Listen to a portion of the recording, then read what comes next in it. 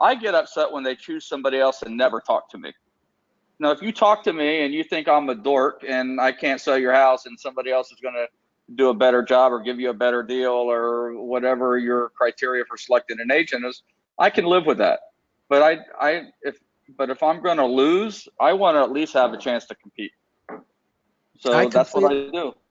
I completely agree with you. And I hit the record because that was such a good way to kind of fade into this week's show. So hi, everybody. Welcome to your weekly call, podcast, broadcast, video, everything, coaching call. This is part of the Monster Marketing Network family. We're talking about a lot of things here today. My name's leehonish, for those of you who don't know or showed up late. And the other end of the line, that is David Bartels of Home Loan Advocate. Tell us about Home Loan Advocates, David. Hello. Well, Home Loan Advocates is a distressed property company and specializes in short sale negotiations and consulting with people how to structure, how to find, get control of, structure, and exit on distressed properties. And what's happening now is we're actually going through a whole new rebrand that I'm really excited about because the website is coming along.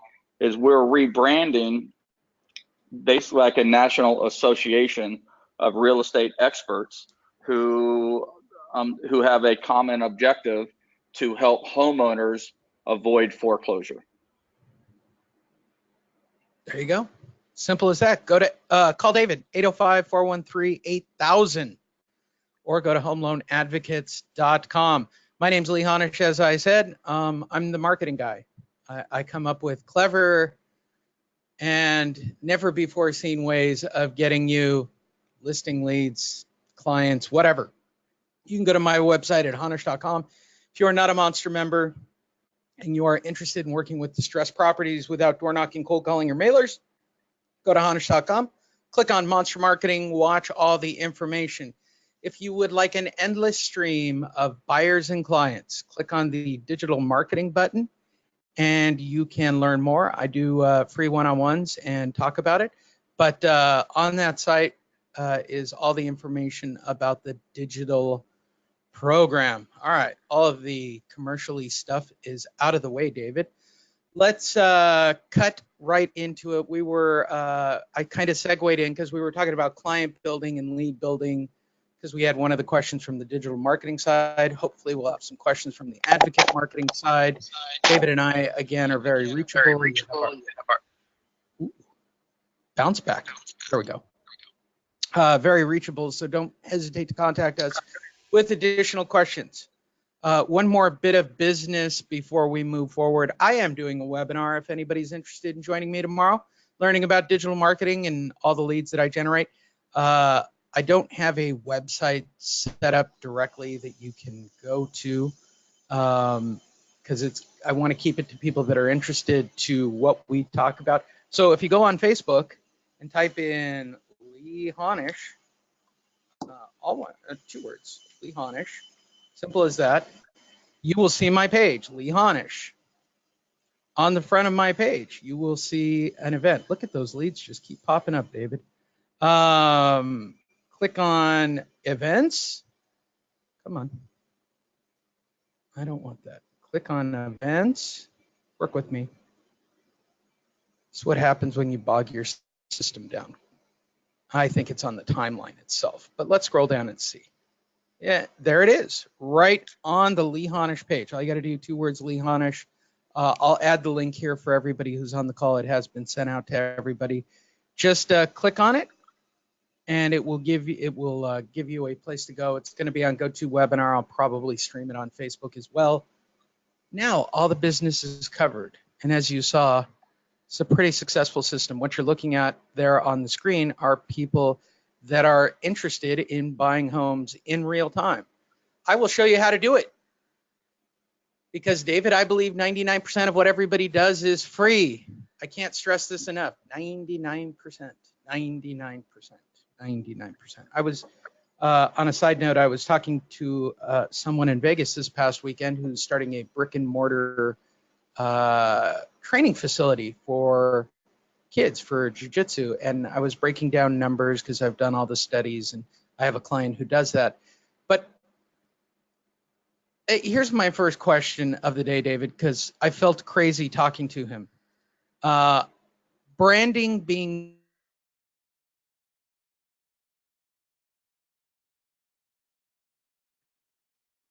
I lost you. I can't hear you, man. simple, right? Help you sell. David Bartel, simple as possible. Okay, you broke up there, so I didn't hear that statement or question if you asked one. Oh, I was asking about your branding when you rebuilt your business and started to build it back up, Home Loan Advocates and Help You Sell. Right. How important was it to keep your branding really simple, certainly as a conversation starter? And I'll give you an example. For this guy, he came up with something crazy like Destiny training and health and fitness. Like it was this big, long, wordy name. And I said, no, you want to go with Coach Eddie. Right. Keep it as simple as possible. I said, call yourself Coach Eddie. When I meet with real estate agents, you like Bob Dockman Realtor. How important has that branding been for you? Well, it's easy because people don't remember your branding anyway. They just going to remember your affiliation, and you just got to make it easy for them to remember your affiliation. So the more simple the message, the better, in my opinion. And the big thing that I'm probably guilty of is trying to say too much when I should be saying less. And I got to keep working on that. That's a big shout out to Mark Doris. He and I have been having this debate, especially when he's working leads, of overqualifying. And I'm not singling you out, Mark. I'm just trying to give you a little bonus for this. And I would ask you this question, David. When you're talking to someone, is it just better to keep feeding them simple questions and keep the conversation alive? Or at any point, are you really trying to make qualifications on the individual? Yeah, so what I have learned when I'm communicating with people, especially with text or email, is not to ask more than one question at a time, not to cover more than one subject at a time.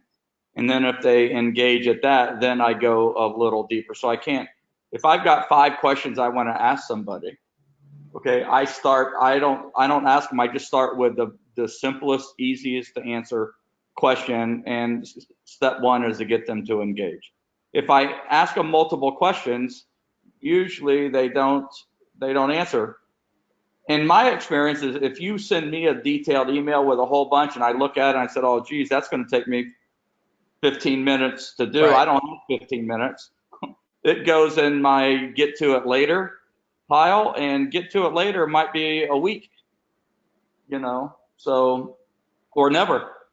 So you want to be careful. You want to keep it short and keep it simple and make it and be engaging. Step 1 is to engage. Once they start engaging, then it's a lot easier in a lot of cases just to get them on the phone and say, hey, I want to follow up, with you on the email we exchanged. I completely agree with you. So there you go. Little bonus for everybody. Let's knock down a couple of questions. Bob Dockman, when tagging and I find a property that is vacant, for those of you who don't know or haven't done it yet, tagging is referred to, I'll even put it up. Here's the Monster website. We would call that tag and meet. There's a lovely video of me actually going to the property and talking about tagging the actual property. When tagging the property and I find the property is vacant, David, please talk about whether you tag the property and how you handle the follow-up. Thanks. All right. Well, if a property is vacant, I'll tag it. Okay. But more importantly, but I don't expect a response. So I dig a little deeper. So there are a lot of resources that you can use. Property Radar has some of those resources. Your title company or your title company website has those resources. You can use a service like People Search or Intellius, there's 1,000 of them. Just Google your name and you'll see pages of companies who get paid to give you what should not be publicly available information, like phone numbers and email addresses and and next to kin and their phone numbers and email addresses and neighbors' phone number and email addresses and that kind of thing. So if you're really determined to find somebody and you don't mind spending a few dollars to do it, and when I say a few dollars, I mean a few dollars, less than $20, even a lot less than that in most cases, then you'll be able to do it. And in the advocate marketing system, we have a special letter that we send. We have a email that we send, and we have a voicemail that we leave for vacant homeowners. So that basically tells them that they can get rid of their liability and get compensated for their cooperation. While we're on the topic of advocate marketing, since we are cross-pollinating today, we're on week 2, correct? Week 2 starts on Thursday of the investor. So, week 1 is always just kind of getting acclimated, everybody putting their package together. We put together a lot of new material for this and the last coaching actually. So it's really coming together. So it takes a little longer to get set up now because there's a lot of form customization they have to do. And people are going out and getting their data for the first time and doing tags for the first time, and feedback is, mixed. Some people are more excited about it than others. And so we're doing some tweaking and adjustments to make sure that people are getting the right results. So if you're not getting the results we talk about, 20% call rates and 3 out of 4 of those calls are turned into an appointment, then there's either the tags are wrong, the tags aren't being placed, or the data's bad. It's one of, or your phone script or your call center script is poor too. So we got to go through a process of elimination on that stuff. Perfect. David Haro, longtime Monster user. You mentioned mail drop for follow-up. What do you include in the package? All right, so for those of you who don't know, I'll do a Monster Market. Here's the updated Monster Marketing website. On the right-hand side, there are plenty of different marketing pieces. Certainly on the Tag and Meet page, you can find different packages you can leave. I don't know me personally, David Haro. Let me clarify before we get David Bartel's answer. Me personally, of the follow-up methods, I like email and Sly Broadcast. I love Sly Broadcast. I use it for my clients. It's one of the things that I include when I'm doing marketing for people. I just think it's literally the most successful thing on the planet to leave people a message. One of my clients the other day was telling me that since she's done it, her past clients are now calling her on a regular basis and have questions about real estate decisions. And that's the whole nature of the game. Now, the question is about mail dropping. I don't mind mail dropping. In fact, I use it. Somebody was giving me a list of predictive data and they asked me what should I do. And my suggestion was the FedEx envelope drop trick, which we've talked about previously, which is using a FedEx envelope, do not seal it, and you can put contents inside of a FedEx envelope as a carrier. There is nothing written in the small print about using it that way. When you seal it, it is implied that it is being carried by FedEx, and I don't want that. So if you just put something inside a FedEx envelope, letter side up or whatever, and use it as a carrier package, people will look at it. We've talked about this previously. File cut folders work exceptionally well on a doorstep. Things that stand out. My experience is postcards, letters, even single sheets of paper tend not to get looked at when left at the front door. David, you want to give some feedback on follow-up packages for dropping or follow-up? Okay, so I drop nothing. If that's what I'm going to do, I'm just going to mail it. So, my title company will do all the mailings I want, put the stamps on it and that kind of thing. So I'm not even going to go to the trouble of taking it and leaving it. So that's my feeling. I'm not saying you shouldn't. I'm just saying I don't. Now, if I'm trying to fast track, what we're doing, What I'll do, an advanced technique is to knock on the door, attempt to deliver the package. If nobody's there, then leave the sticker, but not leave the package. Yeah, I agree. I agree. And please, if you're having difficulty, please stop calling your clients. This to the advocate marketers as well. Don't pre-qualify before you go over. We talk about this repeatedly. One of the biggest breakdowns I see is people calling and confirming appointments before they go over to the house. That leads to what I call a qualification session. You're not going to get the appointment that way. David, your feedback? I don't call and confirm. So I don't find this very beneficial. If you're going to, I take that back. If you're going to confirm, I just use slide dial with a block number, so they can't call back. I agree. That's a good call. Please don't do that. We've been doing this for a few years now, and that is the number one breakdown that I have seen when people are not getting appointments. They call and confirm the appointments. At no point in any of the trainings on this page, when you are setting up the monster or even in advocate marketing, are you going to see a step that says call them before you go up. Okay. Just as a note, I'm just pointing it out. So with all that said, we are out of questions. So everybody go ahead and load up questions. I will talk about foreclosure starts on the up. Adam Data, no longer with our friend, but they are still kicking out information. The firm's monthly foreclosure report shows that the lenders started foreclosure process for the first time on another new 27,886 properties in August. That's on uptick. States that saw the biggest year-over-year increases include Georgia, Louisiana, Michigan, Hawaii, and Ohio. Ohio is the number from a banking standpoint, if any of you care. The one that I monitor because during the great crash while I worked at the bank, Ohio was the one that showed its hand first. I don't know if that's going to be true if we have some kind of massive drop this time. I'm just pointing it out. Bank repossessions also increased in August compared with July, but we're down annually. They always say that. This is the thing that I care most about, David, and I'd love to get your feedback. 11,000 properties were repossessed.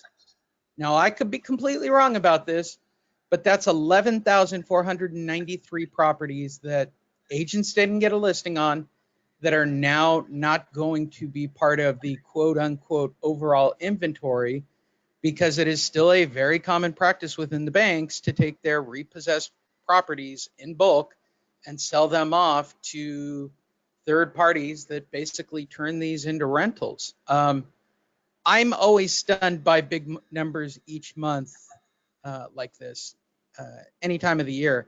I don't understand the mindset. I've been working with distressed properties, foreclosures, whatever terminology, and I'll date back to the days of doing third and fourth position lien notes in the 80s. I don't get it. Why do people let their houses go, David, instead of selling them? I really can't wrap my brain around it. I never have. I never will. Probably the same reason they don't open their mail.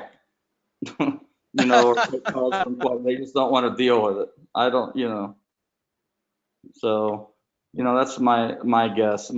People just don't want to deal with it, and then they rather ignore it and hope that it goes away. And I think that's really the bottom line. The cities that saw the largest year-over-year increases in REOs in August include Beaumont, Texas, Honolulu, Port St. Lucie, Florida, Salisbury, Maryland, and Des Moines, Iowa. All right, David, so it's national.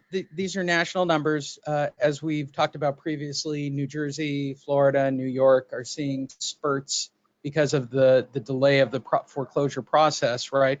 And they even talk about it down here. New Jersey is still just a beast. It's everything on the East Coast, right, with the highest foreclosure rates.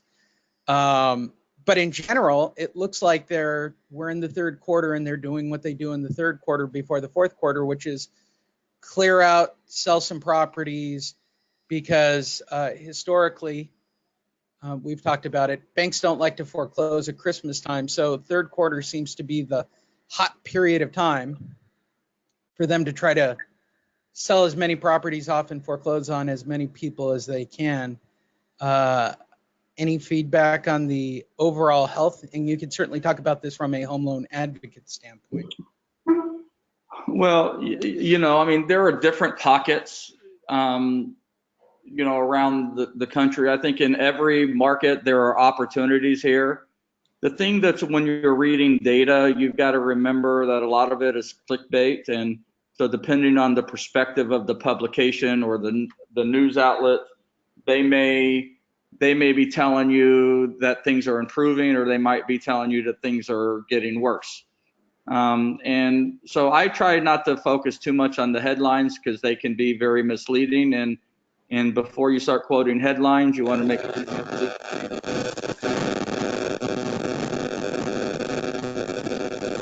all right. We get heavy static there, Lee.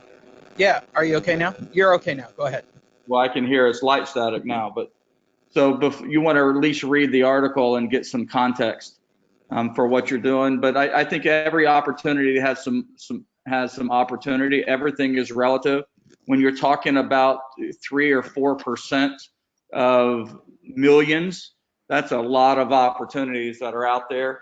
And I wouldn't let those statistics sway me from tagging or not tagging. In fact, the smaller the pond, okay, the less fishing that's going on, and the better your odds are of catching something. So I like to fish on lakes that don't have much pressure. For those, I grew up in Florida, so that's a fishing analogy. So, because fish get smart, so if they see a lot of fishermen, they see a lot of bait, a lot of lures or whatever, they learn not to, to jump on those.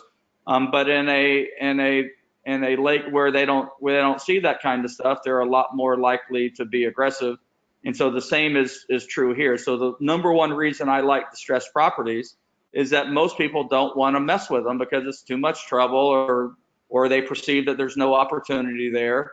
And so I like being the only person I'm competing with instead of a dozen other people. I completely agree. Chris Sloan, gentlemen, have you tested / tried tagging only tax defaults? I'll give you my perspective. I personally prefer NOD, but generally speaking, I will tag everything when I'm pulling data. I prefer them newer than older. And my logic, and I don't discriminate on tax defaults, Chris. From my perspective, newer NODs or NODs that hit the market just haven't had the individual worn down by attorneys and people with save your house quicks. I wouldn't use the word scam, but save your house quick or keep your house programs, which to me is just 50% of the people that are getting NODs that are that far gone, the math holds up. They're going to be foreclosed upon. So that's my general statement on the topic. But I personally, when pulling data, don't tag just tax defaults. David? No, I don't. I've never done that exclusively. I mean, when I search for data, I'm looking for any kind of default. I'm not, first, second, third, tax or whatever it is, HOA, but never exclusively. And I just don't see that many. And I don't know what it is in California, but it might be, and I've never gotten a deal on a tax default either. And I think that there's like a 1-year redemption period anyway. So it would be more for, an investor who's, who knows that they're likely to get their investment return with a little interest. Yeah, while we're on the topic, you're welcome, Chris. While we're on the topic, I want to make it abundantly clear and probably hammer a point since this has become a little bit more of the process kind of call, that your goal is to be branded, tying it in to where we started, branding yourself as the clear, what is your next option person, and don't be shocked by that, but that you're not ever statistically going to be their first choice of what they want to do. Homeowners want to keep their house. There's no way to get around that. That's why they believe the attorneys. That's why they believe all these, stop the foreclosure process, scammy type things that they get involved in.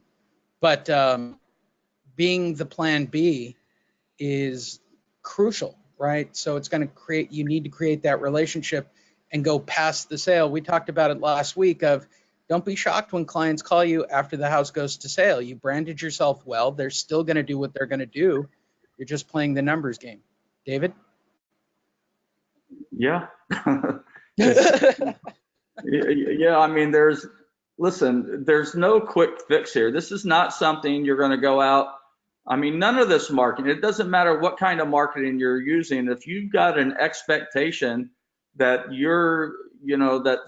that the fish are going to jump in the boat, then you are only going to be disappointed. This takes effort, and it takes consistency, and it takes faith, and it takes time, and you've got to stick with it. And even when I've never gotten a listing on the first meeting, I'm not sure I've ever gotten one on the second meeting, but I've gotten them on a third. It usually takes, 3 to 5, 6 meetings, before I'm able to get a listing. And in between that, I'm having a bunch of conversations with them over a 2 or 3, 4 month period, to get control of these deals, because people have to go through their process. And so I was given the advice, just last night that, if you need a deal now, this is not the way to do it. I mean, this is going to fill your pipeline, and you can make a handsome living at it. But there are other things that you can be doing that might give you a quicker payoff. A FSBO comes to mind, an expired comes to mind, a canceled,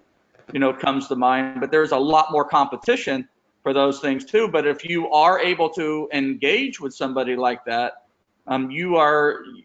you might get a listing now, get it on the market this week, and have it in escrow and get paid next month. I mean, that's a lot more plausible than a distressed, getting control of a distressed property and getting paid in 4 to 6 weeks. I completely agree with you. I think that low-hanging fruit exists because we're working in a unique niche with distressed properties. Own digital marketing group with people. It's ultimately about filling your pipeline. I don't care if you're working with buyers, renters, and people of that nature. You're creating a pipeline on one end. If you're working the monster, you're creating people that need to sell their house. Whether or not they want to actually do it, they are homeowners. And I think it's getting overlooked a lot in all these programs. And here's what David and I are battling with, because I keep up on this repeatedly. There is no blue pill option. There is no, you're going to go to the front door and they're going to buy this house. They're going to rent this house. They're going to sell this house. They're going to do this thing right. It just doesn't exist. I don't care what anybody says. I don't care what the program is claiming that they can do. Everything is about creating this pipeline and this funnel and putting in the follow-up and doing this live broadcast and creating a client list. And, if you can automate it or get someone to do it for you, do it. It's going to pay off in the long run. This is where I'm going to fall on your feedback, David, because when you started up your business, that was the goal, to create the database, to create the follow-up, to create. I know this because I'm on David's email campaign for looking at one of the properties that he had. I wanted to watch it, and it cranks out emails, and it's looking for me to click on things. It's looking for me and asking me if I want to call and talk to David at multiple points.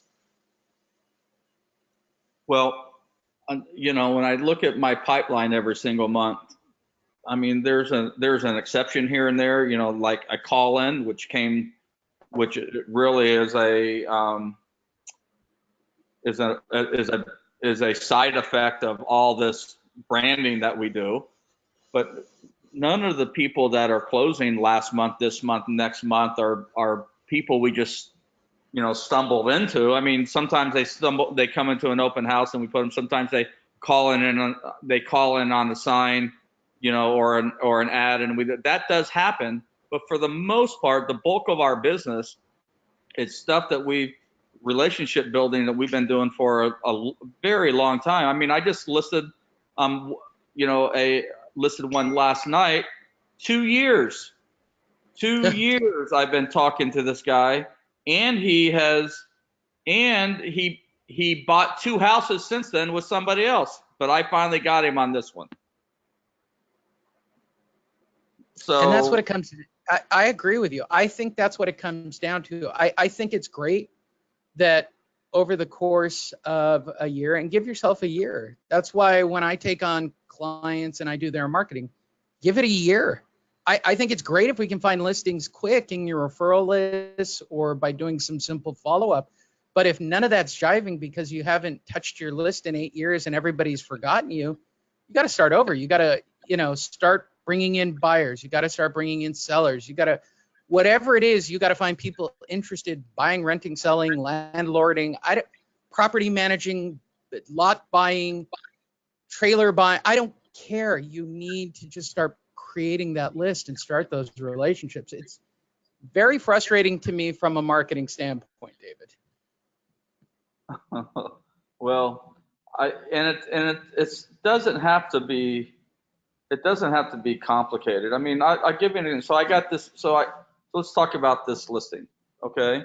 So I have this listing, and now what's going to happen? Now I'm going to add value to my database. Number one is I'm going to put together an email, and then I can go into my database. I can say, okay, show me everybody who has ever, and this is in Camarillo, who's ever looked for a house in Camarillo between $400,000 and $700,000, and I'm going to do a custom emails targeted just to them, and I'm going to send it out to them. Then I'm going to take that same list and I'm going to give it to my inside sales agent, and I'm going to have them call and text every single one of them to let them know that we have this hot new listing that's coming on the market, that nobody is seeing it, and by merit of knowing us, you can see it and even buy it before anybody else is able to see it and buy it.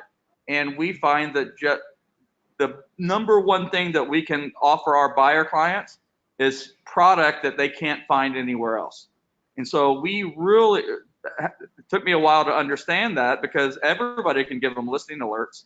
Everybody's got access to stuff that's on the market, but their number one prize where they need me, where I add value, is by giving them access to stuff that nobody knows is for sale yet, and giving them a head start. And even if it's not for them, they appreciate that we went out of our way to try to let them know about it.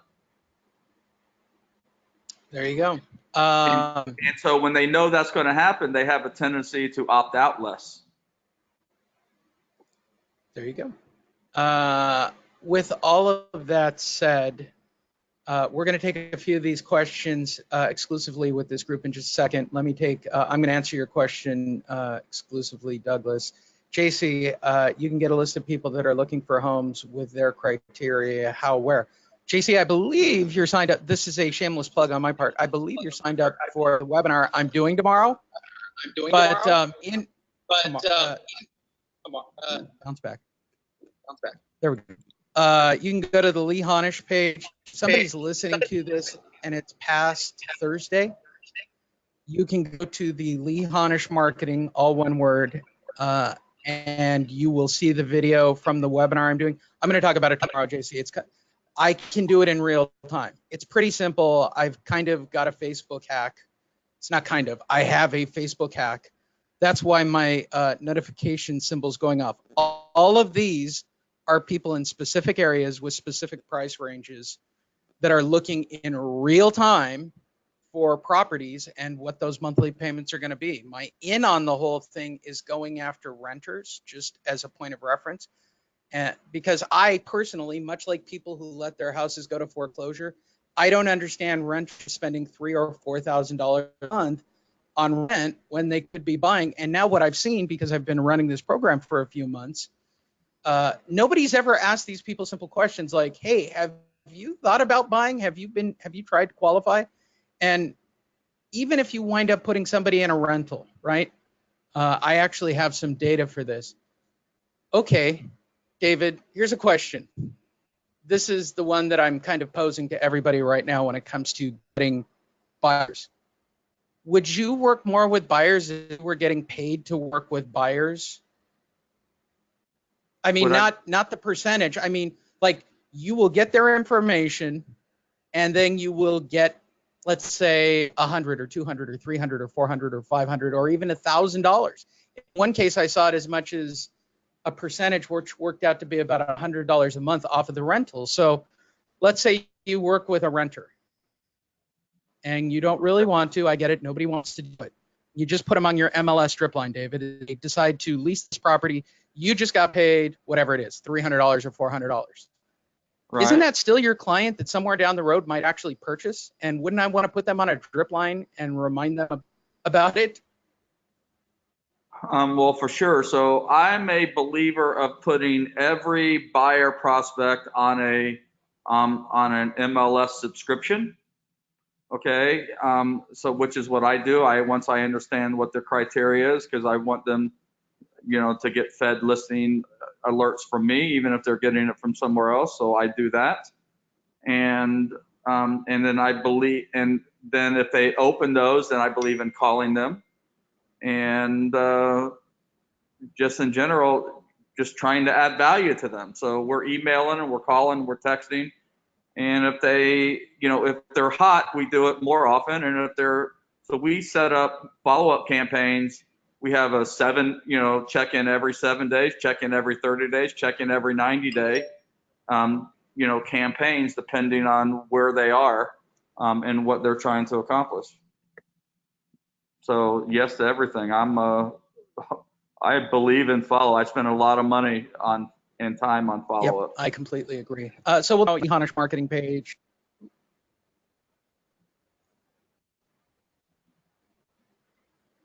I lost you Hold again. on 1 second. Yeah. My internet. Yeah. No. So again, David. While we're on the topic, give me one last thing about home loan advocates. Well, Home Loan Advocates is a network of real estate experts, including investors, who are focused on helping homeowners understand the alternatives to foreclosure and keep their house if that's what they want to do. So we help with short sales, we help with negotiations, we help you find and convert people in distressed properties. My number is 805-413-8000. 805-413-8000, and my email is david@homeloanadvocates.com.